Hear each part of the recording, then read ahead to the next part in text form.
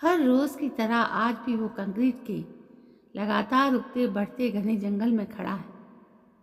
इस जंगल में कंक्रीट के दरख्तों के बढ़ने पर कोई रोक नहीं है। ये जंगल एक ऐसी जगह पर है जहाँ किसी की बढ़त रोकी नहीं जाती। आम लीची को भी बढ़कर बांस बरगद जितना होने की कोई मनाही नहीं है। ऐसे ही एक जंगल के सबसे ऊंचे पेड़ की पतली डाल पर वो खड़ा है, जिसे छत कहते हैं। आधी रात की नीरवता भरे अकेलेपन में वो सुदूर देखता है। बहुत आगे एक खास दिशा में बारिश के बाद पूरा शहर धुला धुला सा है। धुआंसा लगने वाले शहर के सभी तारे आज टिमटिमा रहे हैं। बहुत दूर की चीज़ों को भी साफ साफ देखा जा सकता है।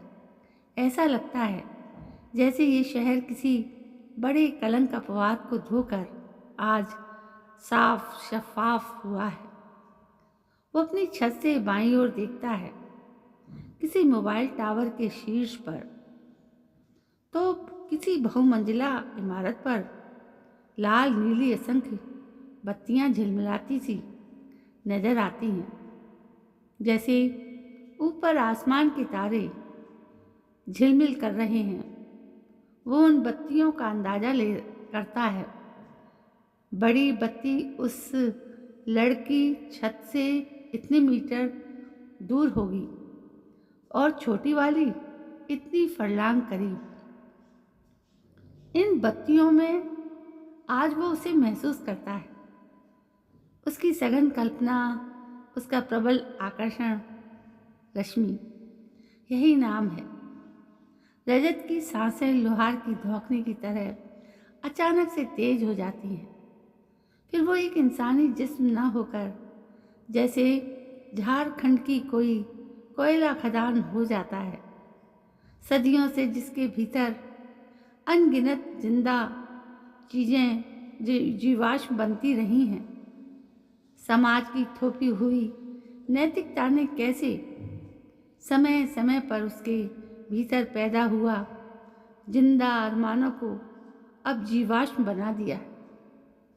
उसे गहरा एहसास होता है और फिर वो एक जिंदा जवान जिस्म से कई टन वजनी कोयले की चट्टानों को अपने भीतर दबाए खदान बन गया है। दुनिया को लाकर मुट्ठी में धर देने वाले दूर संचार की मीनारों पर जलता लाल दहकता अंगारा रश्मि का ख्याल ही है, जो रजत के जिस्म के भीतर पड़े मनो कोयले के ढेर में एक चिंगारी दे देता है। धौगनी की तरह चलती सांसों से उसके भीतर का कुछ लाल सा हो जाता है। फिर वो जब धीमी आंच से जलना शुरू होता है तो थोड़े वक्त के बाद धुंधु कर उठता है। उन दिनों रोज यूं ही जलते जलते बिहान होता है। उसका बीते कई महीनों से जिया जले जहाँ जले, नैनों तले धुआं चले, रात भर धुआं चले। दिन के सुनहले उजालों में धुआं दिखता नहीं। एकदम से मालूम नहीं चलता कि कोई सारी रात जला है। खुद रजत को भी अपना अक्स नहीं दिखता। सारा सारा दिन पढ़ते हुए, घूमते हुए और लोगों से दुनिया जहान की बातें बतियाते हुए वो फिर से अपने भीतर जिंदा अरमानों का पैदा होना देखता है। और सभ्य नैतिक बने रहने के लिए उन्हें खुद के गहरे खदान में फेंक देने में जरा भी देर नहीं करता।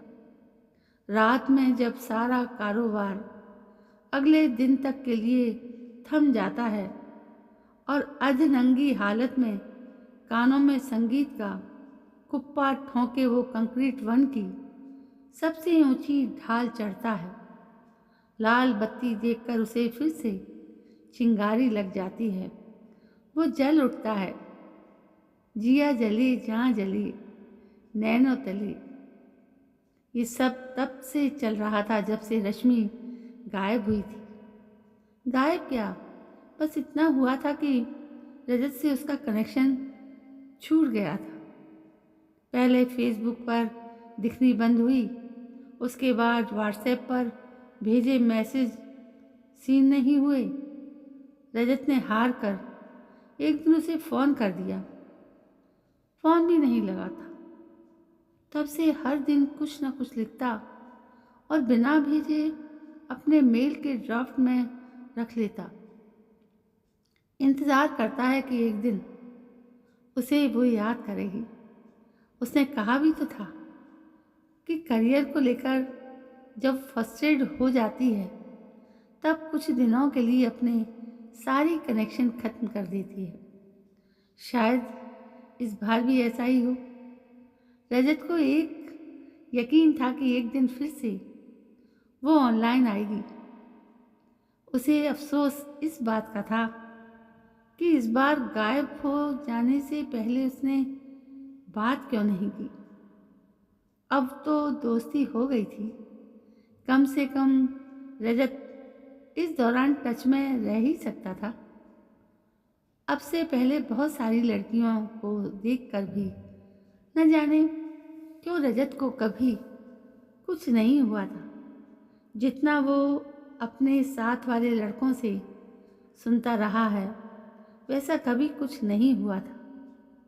उसके साथ किसी को देखकर बेचैन हो उठना, उसके साथ बहुत सारे पलों की कल्पना कर रोमांचित होना और रात भर सो न सकना, रजत इन भावनाओं से काफ़ी दूर था।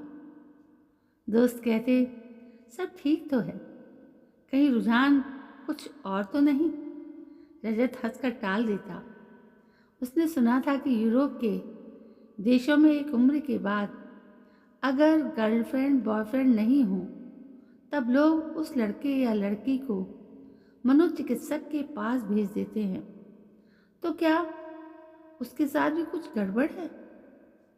वो ऐसा क्यों सोचा करता। दोस्तों के मजाक पर भी कि कहीं रुझान तो दूसरा नहीं है। अगर ऐसा होता तो 10वीं क्लास में वो लड़की मेहरू, जिसका पूरा नाम मेहरुनिसा था, उसे अच्छी क्यों लगती। रजत याद करता है कि कैसे उसके पीछे वो पागल हो गया था। स्कूल जाते हुए कैसे चुपचाप वो अपनी साइकिल उसके पीछे कर लिया करता था। कच्ची सड़क पर बनाई उसकी लीक पर अपनी साइकिल चलाकर उसे जो खुशी होती उसे किसी से बांटना न बनता।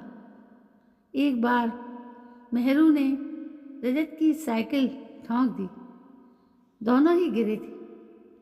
पर इसके बाद रजत को जैसे दुर्घटना से प्यार हो गया था।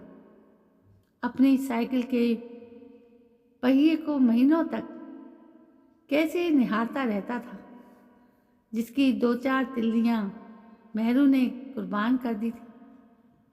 पिता के बार बार कहने और गरियाने के बावजूद रजत ने तिल्लियां नहीं बदलवाई।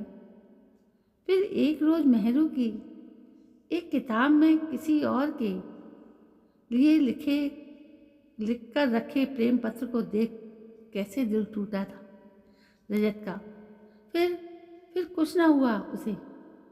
रजत दहल गया था इस जज्बात से जो अपने पीछे ऐसी तकलीफ छोड़ती थी जिसे किसी से कह भी नहीं सकते। तब से ही रजत ने गांठ बांध ली थी कि अब नहीं, अब कुछ भी नहीं। अब वो सीधा पति बनेगा किसी का, फिर बाप और फिर दादा। इसके अलावा वो इन चीज़ों के लिए नहीं बना है। इस गांठ के 10-12 साल के अंतराल के बाद रजत फिर से प्रेम में पड़ गया था। यूनिवर्सिटी में रश्मि उससे 3-4 साल सीनियर थी, लेकिन जिस दिन रजत को पता चला कि उसने भी उसी साल मैट्रिक पास किया है जिस साल उसने रजत का मन बल्लियां उछलने लगा था। ऐसा लगता जैसे रश्मि के साथ किसी ने उसे बराबर में ला बैठाया। रजत सामने में तो रश्मि को आप कहता, लेकिन पीछे उसका नंबर बार बार एडिट करके रश्मि जी से सिर्फ रश्मि कर देता। ऐसा करके उसे जो सुख मिलता उसे लोग जाने तो पागल ही कहेंगे। अकेले में रजत रश्मि रश्मि रटता। जी चाहता कि एक ऊंचे पहाड़ पर खड़ा हो जाए और पूरा दम लगाकर उसका नाम चिल्लाए, इतना तेज कि बस उसकी आवाज़ गूंजती रह जाए। ऐसा न था कि रश्मि को देखते ही वो दिल दे बैठा था। दरअसल रश्मि के साथ उसके ये जज्बात तब जुड़े जब रश्मि धीरे धीरे कैंपस में दिखना कम होने लगी थी। रजत ने तब एहसास किया कि उसके साथ रहकर उसे कितनी खुशी होती थी। तो दोस्तों, ये थी एक अनजाने इश्क की दास्तां, जो यदि है तो वास्तव में जिसमें एक चिंगारी भर देती है, एक नयापन ला देती है, एक नई ताज़ा ज़िंदगी बना देती है। तो दोस्तों, कैसी लगी आपको ये कहानी बताइएगा। यदि आपको ये कहानी पसंद आई है तो प्लीज़ मेरे इस चैनल को सब्सक्राइब करना ना भूलें, और हो सके तो एक कमेंट ज़रूर करें कि आपको ये कहानी कैसी लगी। कल मैं फिर हाजिर होती हूँ एक नई कहानी को लेकर। तब तक के लिए जय हिंद, वंदे मातरम।